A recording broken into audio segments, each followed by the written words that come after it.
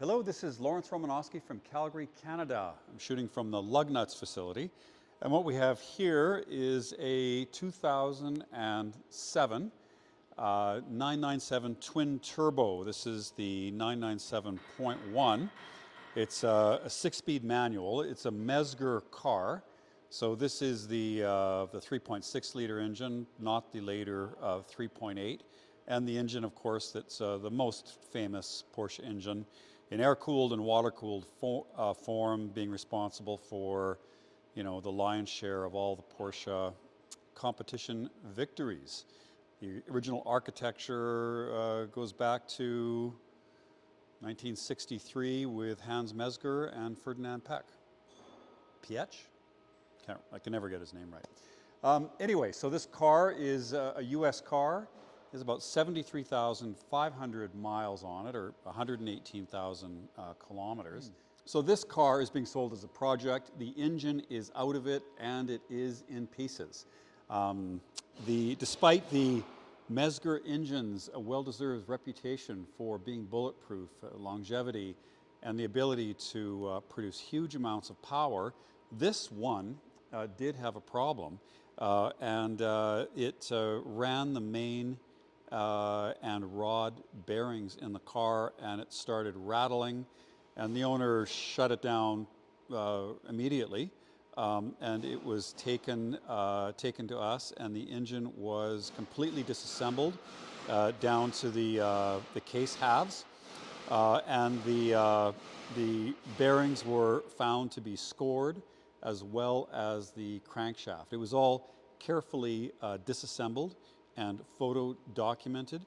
Thankfully, it was stopped before any of the major castings could be damaged, so that it's not like the rod went through the side of the block or anything. And we've got all the photographs showing that. And we don't know exactly what happened to the engine.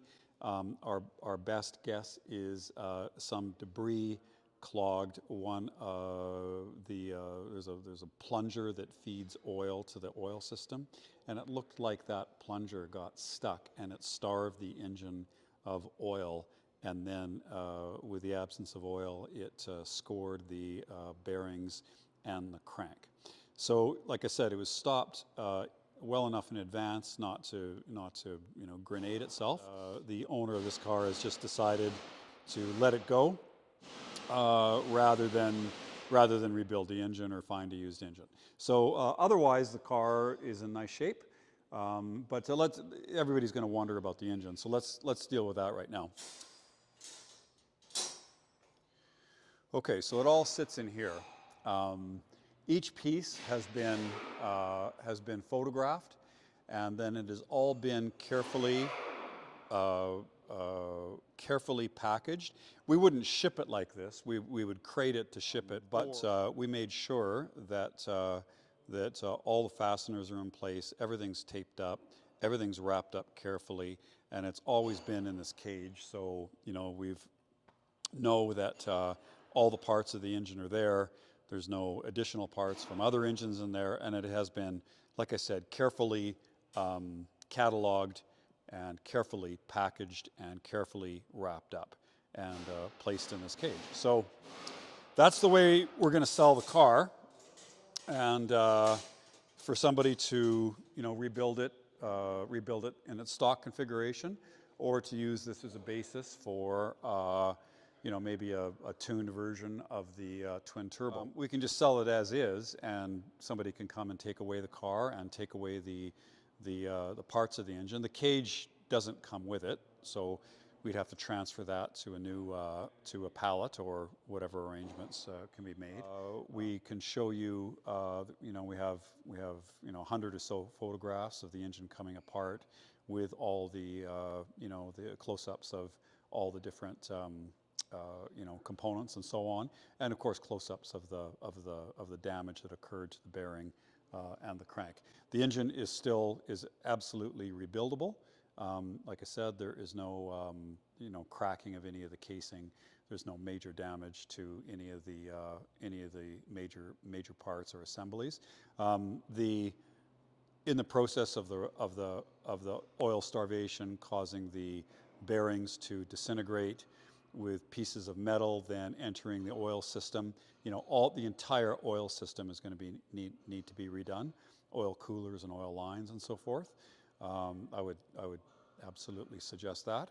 But like I said, the major components are intact. The pistons didn't hit the valves, or the rods didn't, go through the block or anything. Okay, so it's still a rebuildable engine. So we can just do a walk around on the car. It does have quite a bit of PPF on it. The hood's covered, the fenders are covered, the A-pillars are covered up to here, and then we've got PPF that starts here and covers the forward section of the sill. All the alloys look to be in decent shape. There's no curb rash. It's wearing older winter tires. The customer had, well, you might as well show them. The customer had these on the car. They're available separately. And we're selling the car with the OEM wheels, and they just happen to have winter tires on them. The headlights look good. There's no obvious, we do have the cover for the bumper, for the tow eye. There's no obvious scratches on the front of the car, dents. There's no damage. These front spoilers are pretty sacrificial, and they're not expensive, and they get chewed up, and this is no different than virtually every other one of them. We can see there's PPF on the front. The headlight lenses aren't cracked. We can take a look at the other wheels, and there's a little bit of a mark there. Otherwise, that wheel is fine. For the brakes, we've got a little bit of lip on the rotors, suggesting maybe a third wear, so 2/3 remaining on the front rotors. On the rear, this rim looks good. There's a couple little marks on it, and then the rotors in the rear, about the same, I'd say, around 30% used, 70% remaining. We don't see any door dings. I don't see any scratches. The front and rear bumper covers are good. There's no scratches on the corner where it's rubbed on anything. For the windscreen, there are a few pits in the windscreen, as is normal for Alberta, but there's no cracks in it. Inside the car, normally with a 997, you see these areas here, which is pretty soft plastic, and these get chewed up pretty quickly. And especially if the car is driven in the winter, where gravel and stuff gets in here, and so we don't see that here.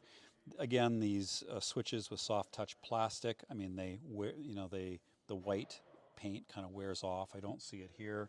In the center column here, again, none of this stuff on a 997 is particularly durable. So if you're hard on your cars, or you throw your keys on it, or you have rings or something like that, you'll see scratches in this area, and we don't. We see this is the control panel for a radar detector and laser jammer.